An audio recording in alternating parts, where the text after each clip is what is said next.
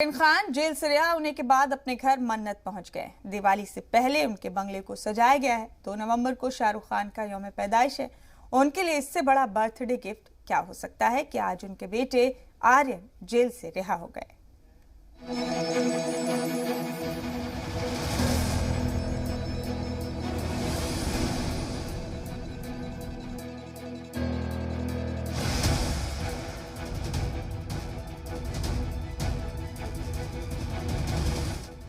ये मन्नत है, मुंबई में अदाकार शाहरुख खान का बंगला।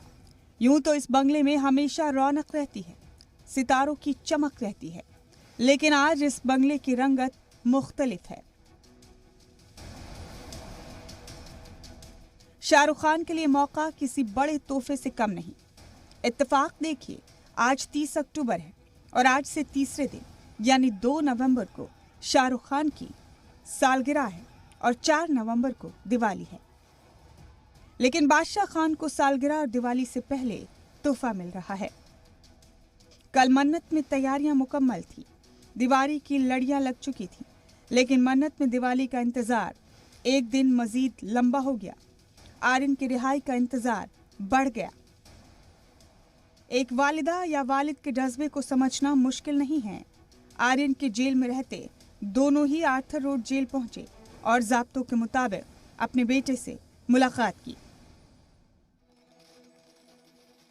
बॉलीवुड के बादशाह को मुबारकबादियां मिल रही हैं।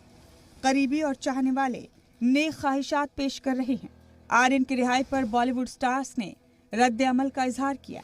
आर माधवन ने ट्विटर पर लिखा, शुक्र है भगवान का, एक वालिद होने के नाते मैं राहत महसूस कर रहा हूँ। उम्मीद है कि सारी अच्छी और मुस्बत चीजें हों। एक्टर सोनू सूद ने भी शाहरुख खान को सपोर्ट किया और ट्विटर पर लिखा, वक्त जब इंसाफ करता है तब गवाहों की जरूरत नहीं होती। शाहरुख के चाहने वाले मन्नत के बाहर पहुंच रहे हैं, पोस्टर्स और बैनर्स से अपने जज्बात का इजहार कर रहे हैं और अपने स्टार का हौसला बढ़ा रहे हैं।